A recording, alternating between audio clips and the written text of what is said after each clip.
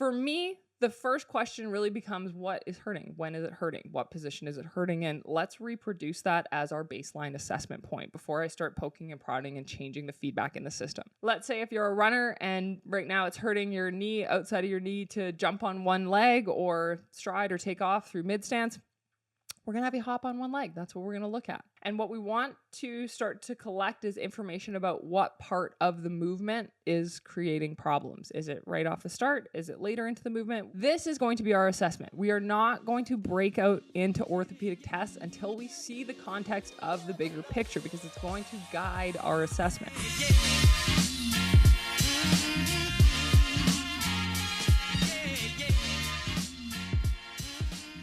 Hello, I am Dr. Kirsten Wishloff. This is the Doc Wishloff Podcast. I am so excited to have you here. Off the top of the episode, I would like to remind you I am hosting a completely free 4-day virtual workshop, the 4-day fix for foot and knee pain. So if you are someone listening to this podcast with pain at the front of your knee, IT band syndrome, hamstring strains, patellar tendon ruptures, tears, tendinopathies, shin splints, ankle sprains, plantar fasciitis, bunions, any injuries from the knee down, if you are experiencing those injuries, I want you to go ahead, jump to the bio, the show notes here. I want you to go and take a look and sign up for that free 4-day fix workshop. We are going to be taking a look at the system and how it is creating overload at those points in your body.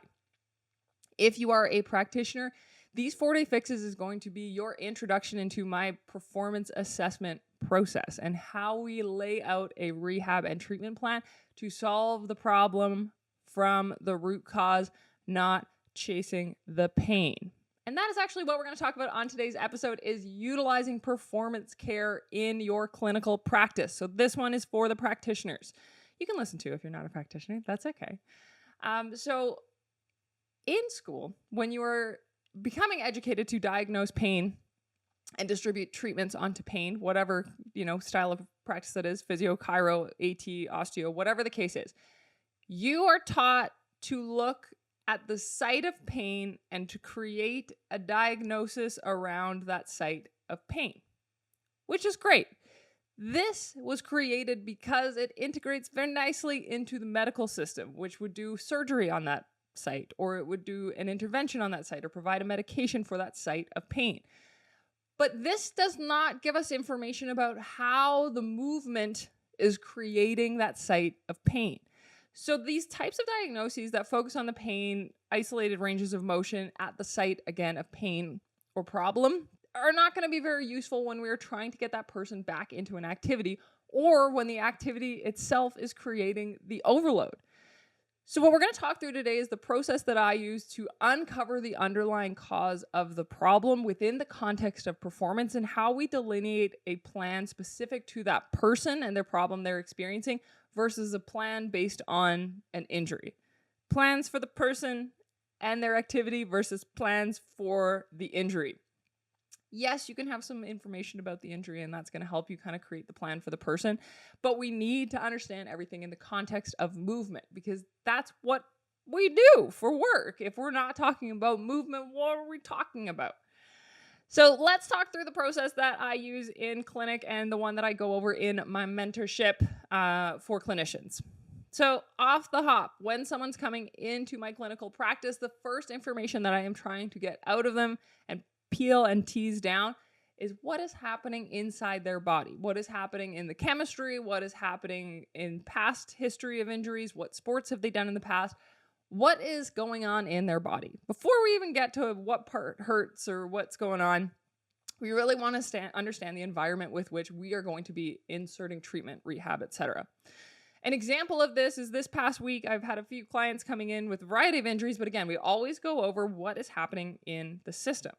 One client had a history of rheumatoid arthritis and was having balance issues, but we want to understand that the rheumatoid arthritis can really influence that. She had structural damage going on at her knee, but she was having issues within her balance. We need to understand that the rheumatoid arthritis is going to feed into that. So we want to understand the context in which we are delivering rehab, because if we just look at this knee, we are going to miss out on so much information about joint fusions from the past rheumatoid arthritis, the actual amount of force that's going to be productive for this person to recover, etc. So we want to collect that information. Another example was a woman who came in with bilateral plantar fasciitis. I need you to know that when someone comes into your clinic with bilateral plantar fasciitis, I want you to understand the hormonal state in their body. This client had started menopause within the past year. The plantar fascia was changed because of the change in estrogen. The actual structure of the plantar fascia is changed because of that. A normal, quote unquote, normal approach to plantar fasciitis would create more pain if you dosed that much volume on it, because her healing response is not normal because of the changes in estrogen in her body. Other clients coming through, we had power lifters who are changing their hormonal state, let's say. This is also going to have an impact on the strength and viability of their tendons. So we need to understand the chemical environment in which we are dealing with.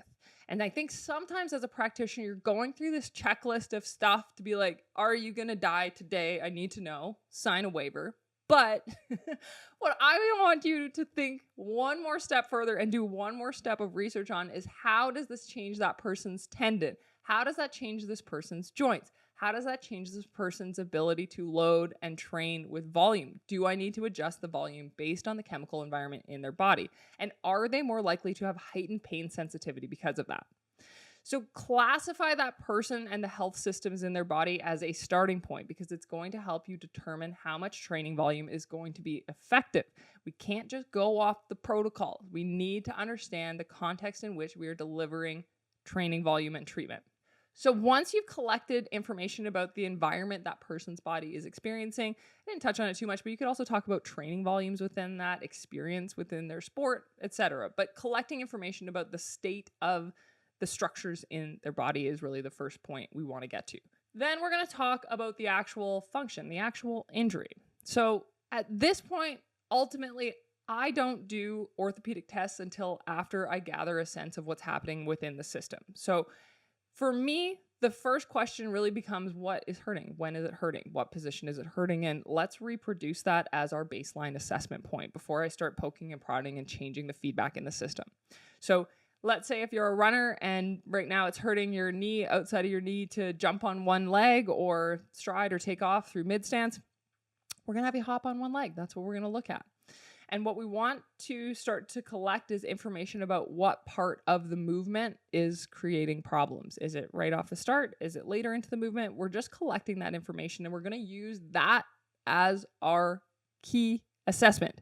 So you can slow it down for a single leg hop. You could do like a single leg little squat, etc. You could break it down, slow it down into smaller pieces, but this is going to be our assessment. We are not going to break out into orthopedic tests until we see the context of the bigger picture, because it's going to guide our assessment. When we do a functional assessment, and I break this down into extreme detail in my mentorship, but really what we are looking at is how the body collects and organizes movement. So the quick and easy explanation for this is the following. So when we are looking at someone's movement, the first thing we want to observe is the static starting position of the central containers and the feet. Let me explain what those are. The central containers are your head, ribcage, and pelvis. These are the heaviest pieces of your body. These are the pieces that are going to guide and dictate how the rest of the body is moving, because they have more mass. Even if the person is coming in with a shoulder problem, we're not zooming our eyes into the shoulder. We are looking at these central containers and the starting position in which that shoulder problem is occurring. From there, we're going to look at foot pressure. If we are assessing something that has to do with foot contact on the ground, we're going to be looking at what the starting point of the foot pressure is. Is the foot pressure leaning to one side? Is it forward in the toes? Is it back in the heels? Is it rotated heel one side, forefoot the other side? We want to gain an understanding of the starting point that this person is initiating movement into, because it's going to give you a lot of information about where they tend to pour and lean into adding movement. You can't ignore starting position, because if we just look at end range, we don't have the context, again, of the starting point to give you a bigger picture of why that ended up being the end range. So our eyes are going to look at those containers again in a static perspective from a starting point, But then when we go to watch that person initiate movement, you are going to discover that where they initiate the first piece of movement from is often where the pain point is. Let me repeat that one more time. When we are doing a movement assessment, there is an extremely good chance that the person is going to initiate movement from the area that is acutely in pain. If they're avoiding it, that's another option too. But in most instances, when the person comes into your office and they go, my back hurts when I do this, more often than not, a change between the rib cage and pelvis container is the first place that they initiate their movement from. And this, my friends, is why we cannot have mobility be the first go-to intervention for an injury. When we look at this performance-based intervention, and again, it's not every time, but it's a lot of the time, the person is going to lean into that area that is hurt as their starting point. That is why it is getting overloaded. If we're dealing with a performance injury, there's likely dysfunction happening somewhere else and they're avoiding leaning into that spot. So the spot that they're feeling the most heat, the most overload after that physical movement is going to be the place accepting the most force. And the way that you become the place accepting the most force is to initiate the movement and have the most movement go to that area.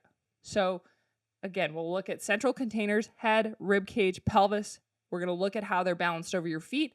We're going to watch what initiates the movement. So if we're talking about a step down, does that person initiate the movement by lifting their chest up first, right? Does it disconnect pelvis and rib cage as a first? Do they have their foot initiating that shift forward? Are they changing their head position? Did they look down? Did they look up? Was there a change in their head position? This is going to give you a lot of information of where that person is having a tendency to poor movement. This is the starting point for our treatment plan. Reducing motion in that area that is initiating it. We are going to force this movement to occur in a different pattern so that we can change where forces accumulate in the body. Now, if you are dealing with a high performance athlete, you are going to want to tread lightly in changing someone's movement. We want to make sure that, yes, we are dosing in strength and the usual rehab stuff that you might do if you see an injury, but we really want to make sure that the pattern that we are building and dosing that load on isn't feeding further into this coordination pathway that's already creating the problem. Don't get your heels dug in on a heavy tendon protocol or a heavy hip strength protocol for a runner with knee pain until you understand the way that they are coordinating and collecting movement, because you are going to do them an incredible disservice by thinking that we can out-muscle a bad pathway of running or a bad pathway of movement. You can for a little bit, but you're always going to hit that same injury stopping point if you don't change how the movement is being collected and distributed in the system. So we're starting by reducing the flow of movement to the area that is painful. We are then starting to shift that initiation point to somewhere else in the system. Oftentimes when we're dealing with a foot or knee injury, like we're talking about at the 4-day fix, we want to ensure that the foot is taking a very active role in initiating and distributing motion above. That is generally a very easy starting point to increase the flow of movement, to offload the flow of movement somewhere else. So the next steps in this performance-based care plan is starting to play around with how we can initiate and control movement differently to change how forces are accumulating in that person's body. We want to do this slowly and progressively. You should not add 20 different movement pathways into a single session. What we want to do is change one or two things and let that sit in the person's body for a day or two. That could be opening up some mobility at something else. Again, if we're talking about a step down, maybe you do some hands-on care. We open up some movement in the ankle, or we change the kind of function of a hip flexor, or we pick one thing to encourage movement to pour away from the site of pain, and we start to see what the trickle-out effect is through the body. As a practitioner myself, I spent many years going through systems that encourage you to do a joint by joint by joint by joint by joint by joint by joint approach. And what I can tell you is the challenge with that strategy when it comes to performance-based care is you have put way many inputs into a system that needs a smooth flowing function, right? The system that has been shaped year over year to perform a specific action, you've changed too many variables. And so even if you get a positive outcome, you no longer know what the result is, right? If you've changed their shoulder range of motion and you worked on their neck range of motion and you worked on their pelvis position and you worked on their ankle, if you work on all of those things within the first session, you're not going to know what the change is. And ultimately, in my opinion, and again, this is just my style of practice, but I think putting too many inputs into the system is inherently harmful for the overall performance piece for that athlete or person, right? Your brain can't handle that many inputs, both even like psychologically from the direction, but there's so much confusion in the system as to how to coordinate the movement. So really, if I were to simplify it down, it would be decreasing flow and initiation of movement from the site of pain, and it would be expansion in one or two other areas of the body, or increased coordination, right? It doesn't always have to be more movement. Maybe just the rhythm and coordination of the movement improves somewhere else. If we need to go discover, structurally what's going on, we'll certainly go in and do a targeted assessment. If we're talking about knee pain, let's check out the laxity of your knee joint. Let's check out where the actual pain points are accumulating. Let's put that down so that we know the structure we're dealing with and so that we're making the right clinical decision and not missing anything. But ultimately, the structure that is getting overloaded is the symptom of a movement collection problem, right? We can't solve an MCL ligament at the MCL ligament, right? We can't solve medial knee pain by looking at the medial knee. We need to see that knee problem within the context of where it is happening and start to put in the supportive infrastructure to get that structure offloaded so it actually has a chance to heal. That's the other thing. If we don't start by collecting and organizing a support system around the area of damage, we're opening that area up to continued injury, which is crazy. I digress. Let's bring it back. This is what we are going over on the 4-Day Fix, is how we create a supportive infrastructure through the entirety of the system so that we can take those areas of damage and overload and give them an opportunity to heal. We can actually give them an opportunity to heal, but we need to create a more supportive infrastructure in the surrounding areas. So this episode was all about how I approach performance-based care. If you're a client listening, make sure you're joining that 4-Day Fix. You're always welcome to come see me at the Athletes Grid Clinic as well. If you're a practitioner, I also want you to join the 4-Day Fix, and I want to keep your ear to the ground on my practitioner mentorship because I want to give you guys the tools that I never had and had to grind out to get, learning from a variety of different people and systems along the way. Again, I bring up the fact that I take a very clinical approach to this, meaning what has worked in clinic. I do have a methodology that we go through in detail, but what I want you to understand is that the ultimate goal of an intervention that I am providing to a client is getting them safely back into an activity as fast as possible with the tools that they need to prevent that injury from coming back, and a way for them to screen their body without only coming in when it's fire alarm 10 out of 10 pain. We want to give them the toolkit to understand how movement is flowing in their body and when there is a disruption to that smooth flow of movement. So if you are interested in any of the things that I chatted about on this podcast, be sure, go ahead, check out the show notes, sign up for the 4-Day Fix. We are going through all of this information in depth during this 4-Day Fix coming up December 2nd. Thanks for tuning in. Always good chatting with you guys.